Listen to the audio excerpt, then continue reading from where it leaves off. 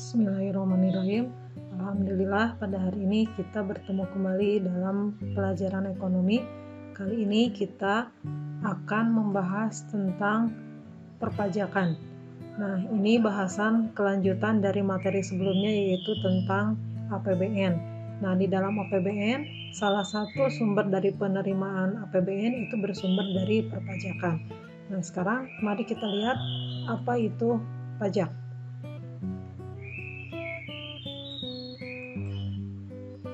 Berdasarkan Undang-Undang Nomor 28 Tahun 2007, pajak merupakan kontribusi wajib kepada negara yang terutang oleh orang pribadi atau badan yang bersifat memaksa berdasarkan undang-undang, dengan tidak mendapatkan imbalan secara langsung dan digunakan untuk keperluan negara bagi sebesar-besarnya kemakmuran rakyat. Nah, dari pengertian tersebut, maka kemudian pajak memiliki ciri-ciri. Yang pertama tadi disebutkan, pajak itu adalah kontribusi wajib yang berlaku bagi setiap warga negara. Maka dengan kata lain dari ciri yang pertama ini, wajib pajak atau pajak ini berlaku untuk semua warga negara tanpa terkecuali. Kemudian yang kedua, pajak bersifat memaksa bagi setiap negara. Setiap warga negara. Kenapa bersifat memaksa? Karena tadi pajak ini pemungutannya didasarkan atau memiliki landasan hukum yaitu undang-undang, sehingga sifatnya memaksa. Maka kemudian nanti kalau warga negara ada yang tidak membayar pajak, maka nanti hukum berlaku untuk warga negara yang bersangkutan. Kemudian yang ketiga, warga negara tidak mendapatkan imbalan jasa ya dari pembayaran pajak itu secara langsung. Nah, misalnya contohnya seorang warga negara membayar pajak PBB, pajak bumi dan bangunan, maka pembayaran dilakukan tahun ini, tapi belum tentu warga negara tersebut mendapatkan imbalan saat itu. Saat pembayaran, bisa jadi imbalan yang diberikan oleh negara itu akan warga negara terima di beberapa waktu yang akan datang. Bisa tahun depan atau bisa beberapa tahun yang akan datang. Nah, itu ya. Yang selanjutnya, pajak diatur di dalam undang-undang. Tadi ini nyambung ya ke poin yang kedua. Nah, kita lanjut ya ke subjek pajak. Apa itu subjek pajak ya? Subjek pajak adalah orang atau pribadi atau badan hukum yang nanti harus membayar pajak. Nah, siapa saja yang menjadi subjek pajak? Yang pertama di sini adalah para pegawai. Ya, pegawai di sini bisa pegawai negeri atau pegawai yang swasta. Nah, selanjutnya adalah para pengusaha. Nah, ini pengusaha adalah pegawai swasta. Dan yang ketiga adalah perusahaan. Nah, ini perusahaan-perusahaan ya. Nah, selanjutnya adalah kita ke objek pajak. Objek pajak adalah sesuatu yang dikenakan pajak. Jadi objek pajak ini apa saja sih yang harus dibayarkan pajaknya? Nah, yang pertama adalah yang harus dibayar pajak itu adalah kendaraan. Baik kendaraan roda 4 maupun kendaraan roda 2 ya. Nah, itu yang harus dibayar. Yang kedua adalah rumah dan bangunannya. Baik rumah maupun bangunan ataupun tanah yang ada di bawahnya ya. Nah, yang ketiga adalah penghasilan. Nah, penghasilan juga nanti ada pajaknya ya, yang disebut dengan PPH ya, pajak penghasilan. Nah, selanjutnya kita lihat selain dari subjek, objek ya, kemudian nanti ada tarif ya, tarif pajak. Nah, tarif pajak di sini ada 4 jenis ya. Yang pertama adalah ada pajak proporsional atau sebanding. Nah, pajak yang proporsional atau sebanding ini adalah pajak ya di mana tarif atau prosentasenya sifatnya tetap ya terhadap berapapun jumlah yang dikenai pajak. Sehingga kemudian besarnya pajak terutang terhadap besarnya nilai yang dikenai pajak itu sifatnya proporsional. Nah, contoh dari pajak yang proporsional ini adalah PPN. Ya, kalian mungkin sering membayar PPN ya kalau berbelanja misalnya di sebuah supermarket ya, itu biasanya dikenakan PPN, atau misalnya ketika kalian membeli kuota, nah itu ada PPN jumlahnya 10% ya. Berapapun pembelanjaan yang dilakukan, mau besar mau kecil, tetap PPN-nya 10%. Nah, itu contoh yang proporsional. Yang kedua adalah tarif pajak yang progresif. Nah, kalau progresif berbeda dengan proporsional. Nah, progresif itu biasanya meningkat ya. Nah, di sini persentase tarif digunakan semakin besar jika jumlah yang dikenai pajaknya semakin besar. Nah, ini contohnya adalah pajak penghasilan orang pribadi. Semakin nanti besar penghasilan yang diterima oleh orang pribadi ini, maka nanti persentase pajaknya semakin besar. Sehingga nanti semakin besar pendapatan, semakin besar persentasenya, maka semakin besar pula pajak yang harus dibayarkannya. Ya. Nah, kemudian yang ketiga adalah pajak degresif. Nah, kalau ini kebalikan dari progresif. Kalau ini tadi semakin besar, kalau ini justru persentase tarif pajak yang digunakannya akan semakin kecil jika jumlah yang dikenai pajaknya semakin besar. Ya. Nah, kemudian yang keempatnya adalah tarif pajak tetap. Nah, tarif ini berupa jumlah yang tetap ya, sama terhadap berapapun jumlah yang dikenai pajak, sehingga besarnya pajak terutang itu sifatnya tetap. Nah, kalau ini bukan persentase yang digunakannya, tetapi langsung nilainya ya. Contohnya adalah bea materai. Bea materai biasanya hanya ada dua ya. Ada 3.000, ada 6.000. Nah, di tahun 2021 yang 6.000 diganti dengan yang 10.000. Nah, biasanya tarif materai ini digunakan untuk transaksi keuangan yang sifatnya, kalau yang 10.000 di atas 1 juta ya, itu biasanya digunakan materai yang 10.000. Pokoknya nanti besarannya di atas 1 juta sama semuanya 10.000. Ya. Nah, itu adalah tarifnya tetap. Nah, itu untuk tarif. Nah, selanjutnya kita lihat apa fungsi dari pajak.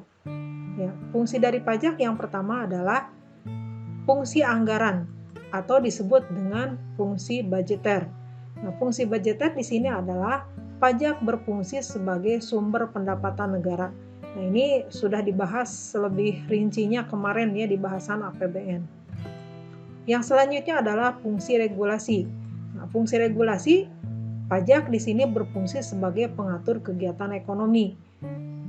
Nah, regulasi di sini kita tahu bahwa pajak itu merupakan salah satu refleksi dari kebijakan pemerintah di bidang fiskal. Ya, jadi nanti mengatur perekonomiannya, mengurangi inflasi atau deflasi, itu bisa dilakukan dengan menjalankan fungsi pajak ini. Kemudian yang ketiganya adalah fungsi distribusi. Nah, fungsi distribusi di sini pajak berfungsi sebagai pemerata pendapatan masyarakat ya, untuk mengurangi kesenjangan antara si kaya dengan si miskin ya. Jadi mengurangi gap antara yang kaya dengan yang miskin. Nah, kemudian yang keempat adalah fungsi alokasi, di mana pajak berfungsi sebagai sumber dana pembiayaan pembangunan. Nah, itu fungsi dari pajak. Kemudian kita lihat ya, syarat pemungutan pajak. Syarat pemungutan pajak yang pertama adalah keadilan atau disebut dengan equality. Nah, yang kedua adalah asas yuridis atau certainty ya.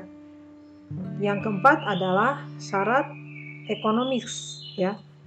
Yang keempat adalah syarat finansial, dan yang kelima adalah ketepatan waktu pembayaran atau disebut convenience of payment. Nah, kita lihat masing-masing penjelasan dari kelima syarat pemungutan pajak ini. Asas keadilan atau equality mengandung arti bahwa pengenaan pajak itu harus umum dan merata sesuai dengan kemampuan masing-masing ya. Nah, tadi di dalam tarif pajak ya sudah jelas asas keadilan ini diterapkan ya, dengan misalnya diterapkannya tarif pajak yang progresif misalnya, itu adalah salah satu bentuk syarat pemungutan pajak yang bersifat equality. Yang kedua adalah yuridis atau certainty ya. Certainty ini adalah pengenaan pajak itu harus sesuai dengan undang-undang yang berlaku atau yang memberikan jaminan hukum ya. Nah, sehingga tadi di dalam salah satu ciri pajak ya, nah sifatnya harus jelas ya, karena diatur dengan undang-undang, sehingga nanti siapapun yang menyalahi undang-undang ini maka nanti di sini berlaku hukuman tertentu ya. Kemudian yang selanjutnya economics ya. Nah, artinya adalah pemungutan pajak tidak boleh mengganggu kelancaran kegiatan produksi maupun perdagangan. Nah, selanjutnya yang keempat adalah finansial. Finansial dalam arti biaya pemungutan pajak harus dapat ditekan sehingga lebih rendah dari hasil pemungutannya. Nah, jadi jangan sampai nanti biaya pemungutan itu lebih besar daripada pajak yang harus dibayar.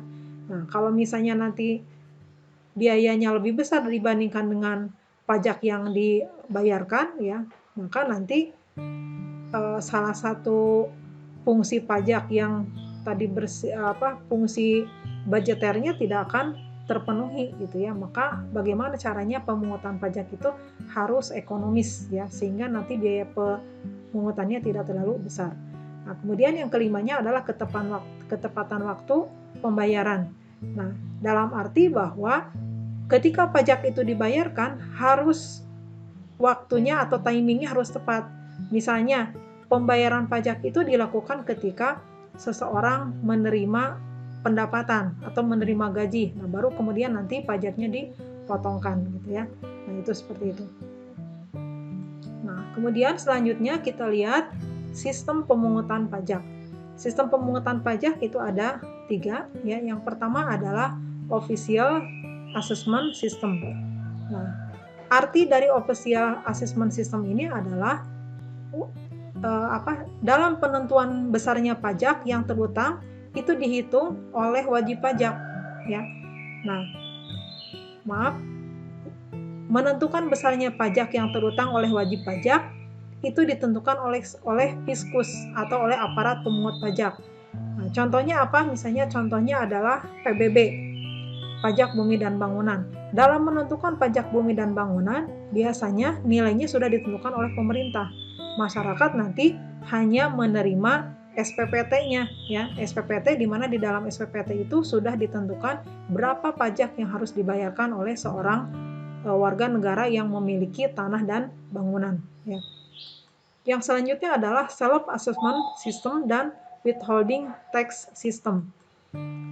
Nah, ini artinya adalah yang menentukan besarnya pajak yang harus dibayar oleh wajib pajak terletak pada pihak wajib pajak yang bersangkutan.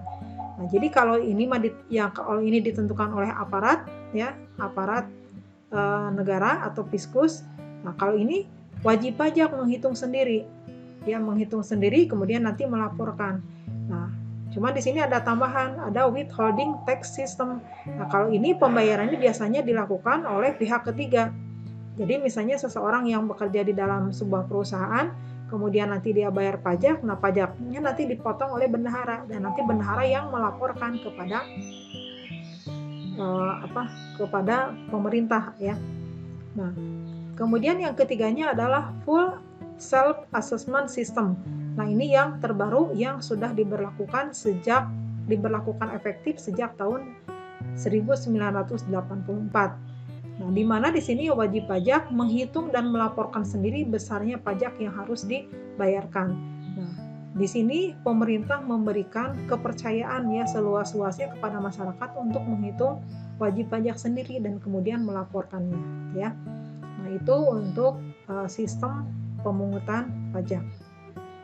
Kemudian kita akan lihat apa sih manfaat pajak bagi negara ya, selain yang sudah kita ketahui sebagai sumber pendapatan pemerintah. Nah, di sini manfaat pajak terbagi ya secara garis besar terbagi menjadi 2. Ada manfaat bagi perekonomian negara dan kemudian ada manfaat bagi masyarakat. Manfaat pajak bagi perekonomian negara diantaranya adalah membiayai pengeluaran negara, kemudian membiayai pengeluaran yang produktif. Ya, contohnya pengeluaran produktif apa saja gitu ya. Nah, ini sama sebenarnya seperti ini ya, bisa membangun jalan, membayar gaji pegawai negeri, membayar utang negara, dan yang lain-lain ya. Kemudian membiayai pengeluaran yang bersifat self liquidating dan tidak produktif. Nah, ini juga bisa ya untuk negara. Kemudian manfaat bagi masyarakat itu sendiri. Nah, di sini dengan membayar pajak maka kemudian nanti pemerintah bisa membangunkan fasilitas umum dan infrastruktur ya seperti jalan, jembatan, sekolah dan lain-lain ya. Nah, ini dari yang akan dirasakan manfaatnya oleh masyarakat. Yang kedua adalah pertahanan dan keamanan ya serta gaji-gajinya gitu ya. Nah, gaji-gaji dari para pegawai pemerintah ya. Kemudian yang ketiganya adalah membayar subsidi atas pangan dan bahan bakar. Nah, kita mengenal ada BLT ya, BLT bantuan langsung tunai atau ini merupakan subsidi ya dari pemerintah kepada masyarakat. Nah, dari mana sumbernya ya? Dari pajak ini gitu ya. Nah, kemudian yang ketiganya adalah pengembangan alat transportasi massal. Nah, ini berarti pajak ini nanti bisa digunakan untuk mendanai